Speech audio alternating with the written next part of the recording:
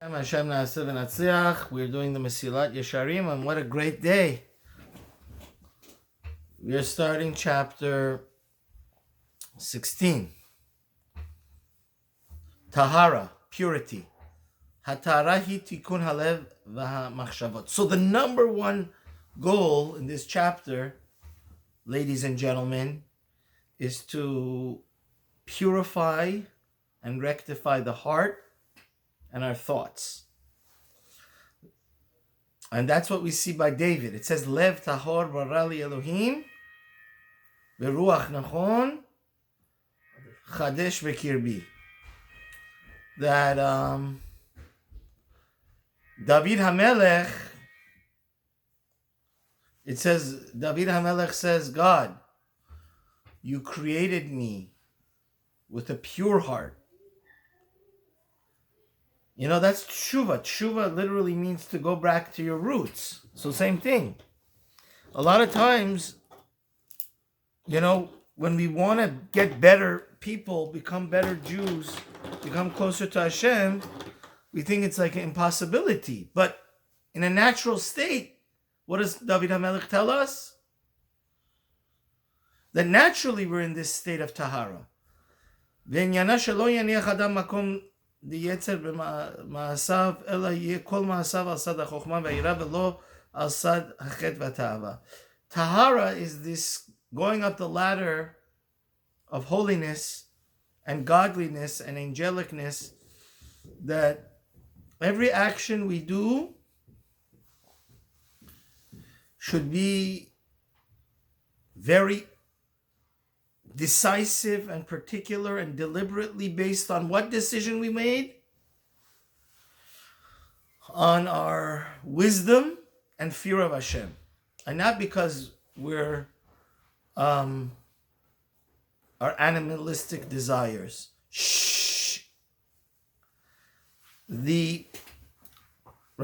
Not because we want to do something sinister, right, that has to do with chet or with taiva, fulfilling our physical bodily desires.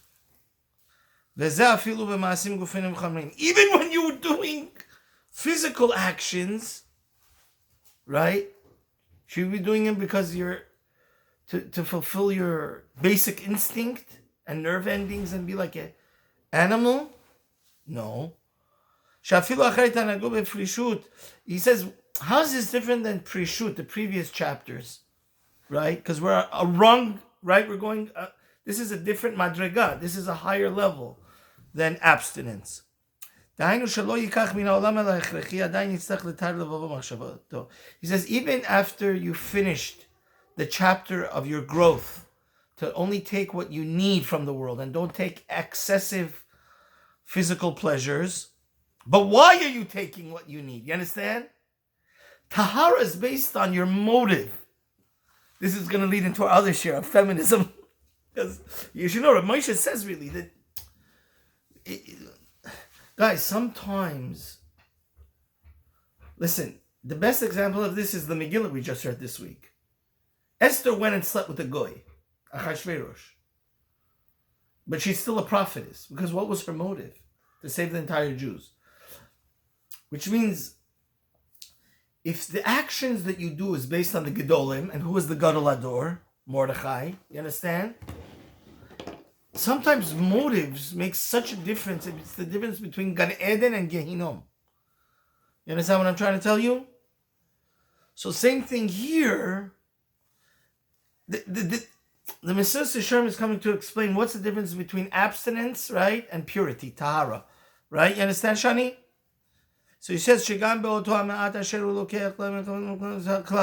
says, this is taking you even a higher level, that even that little bit that you take, that's necessity to make you strong and chai v'kayam, right? Why are you taking the food that you necessarily need? For Hashem's sake? For the sake of mitzvah, right? Like the Brisker Rav says, do you eat, do you make a bracha to eat, or you eat to make a bracha? He says that tahara is that you become so pure in your motives that even the little bit of physicality that you have to indulge in, right, and be involved in, you're taking it for the sake of heaven and not for your personal satisfaction, right? And he says, you should have good motives. And the ultimate good that's going to come out of it. And everything should be not based on wild emotion and uncontrolled, right? But it's very particular, calculated, because you're doing the right thing in the right way, glorious way, like the Rambam says in the end of Hilchot Deot, to make a Kiddush Hashem. And that's what Rabbi Lazar used to do. When he wanted to have intimacy with his wife, he was very modest, and he didn't, okay, you have to be with your wife, you have to enjoy it, but just because a person has intimacy with his wife doesn't mean he has to act like an animal, right? And do low-life things, right? The ultimate goal of the Torah is to make us a very distinguished, holy, and special nation, right? We're a cut above. The Torah has this unnatural, supernatural ability to, this is what the whole Sefer HaTanya talks about. This is the unique thing of the Torah. The Gra says this in Shir HaShirim. The Torah is the only religion, because it's the only real religion that the God gave, that can elevate the most mundane into holy, right? So, Tahara is the motive. Why am I doing the physical pleasures? Okay? Sexual pleasure is very satisfying, but why am I doing it, right? So Tahara is more like the why. What's your motive? Why am I doing it? For selfishness or for selfless godly reasons, right? Because Hashem wants, right? Our goal is also to be an Eved, a faithful servant of Hashem, right? So the why is very important. And that's why Shlomo HaMelech says, B'chol derachecha de'ehu, v'hu yashar orchotecha, which means, in all your ways know Hashem, right? Let's say you need 9 hours of sleep, right? Your doctor said if you don't get 8-9 hours of sleep, it's detrimental to your health. And like we gave the shir last week, you need to watch your health like the apple of your eye, right? The question is, are you doing it because now it's so geschmack, right? And it's like a selfish, right? You're into yourself. And it's like narcissism, or you're doing it because everything is, you've given everything to Hashem, right? Your whole goal and motive is to what? La'asot nachat ruach liyotzreinu. To make God happy, right? And Shlomo HaMelech says, in all your ways, even if you go to work, even if you go to be with your wife, even if you go to, eat, know Hashem. And this is extra credit for all you guys. Go look at the Gemara, what Rabbeinu Yonah says on this, in his Pirush on Mishlei. This is Mishlei chapter 3, Pasuk 6. But I'll tell you what the Gemara in Brachos says. Daf Samech Gimel, towards the end. Amar bar kapara, eze parshat ketana shekol gufei atayra tluim ba. Bar kapara, the great colleague and student of Rabbi Akiva, says he holds this is one of the most important psukim of the Tanakh. This that we just quoted from the Mesilat. You know why? He says all the essence and foundation and fundamentals of Torah have to do with this pasuk. B'chol deracheha de'ehu. You know why? It's actually, I was in my Purim Suda, I was telling about Tshuva. He said, we were talking about the 4 different parts of the Shulchan Aruch. So he said that Even HaEzer I want to learn first, because I want to get married. I said, no. I kept on telling him, I don't know if he understood, he was a little bit drunk, but it's of crucial that Orach Chaim, right? Because it's Moda'ani, you need to say every day. All those halachot, it's the same thing by this concept. It's so global, and every second of your life it applies. Any path that you want to take, what's your motive? To get close to Hashem, or for selfish, right, animalistic reasons?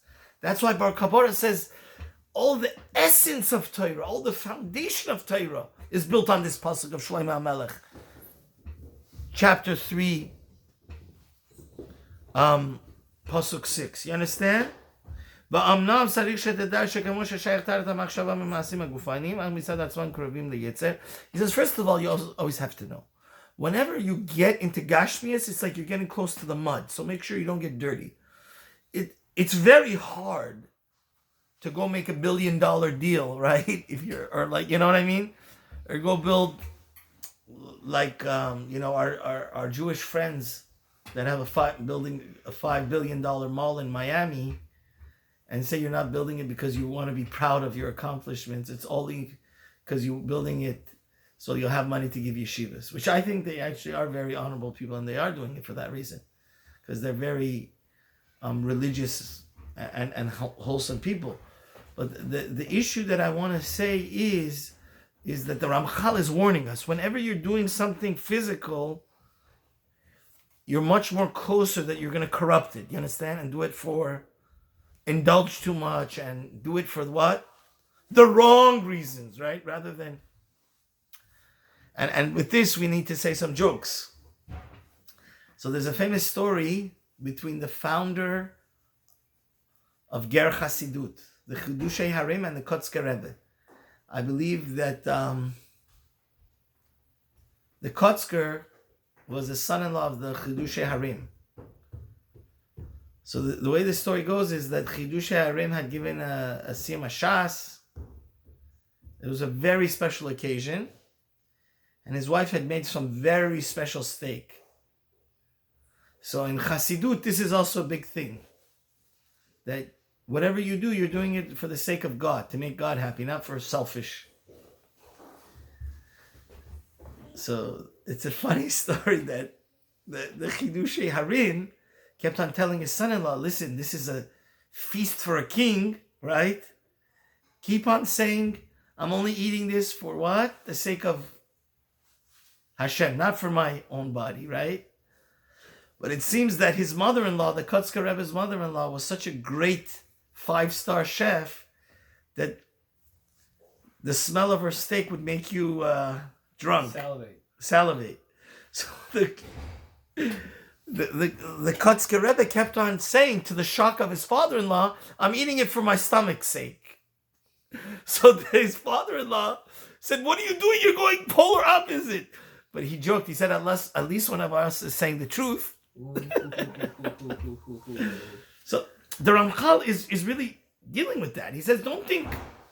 This is a very high echelons. And you have to be kind of like a superstar tzaddik. You should know, by the way, this is already in the realm of Chassidut, by the way. You know that. From a few chapters on, we said that you can be a perfect tzaddik and actually eat food for the sake of, He said, I'm enjoying it, right? But this is getting to a very high, lofty level that you should just know that it's much harder to do the physical acts l'shem shamayim than the mitzvahs, Because by definition we're physical beings, and this is a physical act. So what does it have to do with the positive, altruistic, benevolent and angelic motive? So the Ramchal warns you. He says, he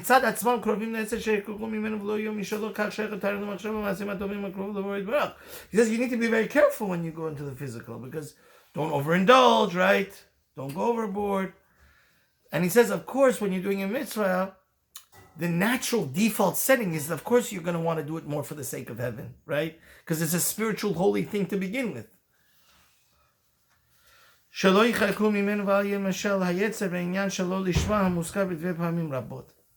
says that of course, even when we do a mitzvah, this specific vitamin that we're going up the ladder, right, of tahara is, let's say you want to give $1 million to tzedakah. Again, what would tahara tell you? Now that you're on the level of a tahor, right? You're not doing it for the fame and glory, right? There's actually a very interesting Tshuvas Harashba. My Rebbe The Psi Berkowitz Shlita said in a shir, and it's very important. He says that they asked the Rashba that if my donating money, it will cause the whole community to give, right? Especially, I've seen this a few times in the last year. So, obviously, the highest level of a mitzvah is for it to be secret, right? Because then you're doing it for the sake of heaven. You're not doing it for the fame, the fanfare and glory. But the question comes out is, the yeshiva is not going to get built, because if everybody, it's a secret that you gave, right? Nobody else is going to be motivated to what? Give. So the Rashba paskins in a tshuva, and I have to ask my Rebbe which tshuva that it is, since for the sake of the greater good is that this yeshiva should be built, because the yeshivas are the moral university for our conscience and our soul, for us not to become animals, right? Just like being a CPA and taking so much courses, being fascinated by economics, as my father had a PhD in economics and law, it's known. The more educated the people, the less crime, right? But by the same token, the more yeshivas there are and kolalim and more Torah and Musar, of course, Musar and Ashkafa people study, the more observant the community is going to be. So what I'm trying to say is that we're saying general rules here, but the greatest good will always come in specific situations when you ask the Gadol Ador or somebody that's a Gadol Batayra, right? Because for every rule there is an exception, and everybody's life is unique. You understand? Every situation is unique. But 99% of the time, we have to be very vigilant if we want to be a tahor, that we're not doing the mitzvahs to show off, right? And think we're superior to everybody else. Rather for the sake of heaven. Ve'ulam, kvar nitpar divrei chazal shesh minim shonim ad shelo lishma harav mikulam hu sheino oved Hashem ka. And you should know, there's different levels of shelo lishma, doing it not for the sake of heaven. One is that it's like absolutely you're a faker. You're only doing it, let's say, for example, one of the richest guys in the world right now is our local Angelino Rechnitz, right? So you want to do a business deal with him, so you fake it that you're yeshivish, right?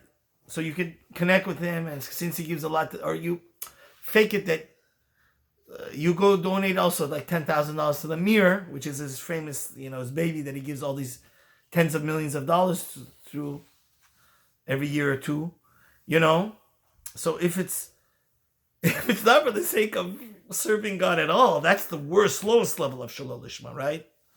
And you're tricking it. Some people, it's unfortunate. I mean, it's hard to believe, but, they don't have that fear of heaven and love of heaven. When they do a mitzvah, especially tzedakah, it's purely for the honor. You know that? That's a very low level. And they're trying to trick people to think they're good people, even though they really don't care about the mitzvah. They just think it's the in thing to do. Everybody's doing it. And if I give the most money, I'll get the most honor. It's purely for the honor. This, the Yerushalmi in Brachot says, a person's table should be thrown on his face, right? Like you should take the entire food on the table and just throw it to his face. That's a little bit like borderline scummy, The only reason you're giving it, you don't care about the cause and the orphans and at all. It's like, it's a little bit, it's like, because every mitzvah we do, you create a malach, you got to think, what's the quality of that malach that's going to be created? You know what I mean? Yeah. He says, there's another one that's decent, that we start off kids with, that you give an incentive, right? Like you tell your kid, if you learn this Gemara, or you finish this Masechta and Shas, I'll give you $100, right? So you want to get a prize. And that's the right way to start your avoda, right? So the worst is, it's like you have absolutely no interest in the mitzvah, you're just doing it totally for the fame and glory, right? That's totally, totally undesirable. But there's another thing that we should, to get into the mood, right? To get into the derech, to get into the proper path, you can motivate people, right? Like you tell a young professional that's not religious yet, okay, we'll take you to Israel and you only learn Torah like 1 hour a day, and his main motive is, right, to have fun. Go like to the Golan and hiking and ATVing. So that's the right way. Because it says, right? Not for the sake of heaven, you come to the sake of heaven. But you should know. Eliyahu Lopian says this. He says, the ultimate goal is to what? Get to Lishma, the sake of heaven. Which means, if you always want to stay, it's like Shalol Lishma is grade school, right? Lishma is getting to high school and college. So, I'm saying people that always stay in the low level of, right? Which means a good father, a good Rebbe, he brings in the people in the door to go to yeshiva or do whatever mitzvah they want to do for maybe not the right, pure reasons of getting close to Hashem, but anybody starting this journey should know that the ultimate goal is what? Lishma. Because if you're not doing it Lishma, you're very far from perfection. And the goal of Mesilat Yesharim is Shleimus, right? It's to make us the perfect servant of Hashem. The most best we could be, right? Not that, like some other people, I'm in contact with them out of necessity, and they're so unbalanced because they have a lot of love for Hashem, but there's no fear and decorum, right? There's decorum. Like, we always have to fear Hashem. The Zohar says, "B'dechilu urchimu urchimu dechilu." We have to fear Hashem, right? That's the basis. Then we love Hashem.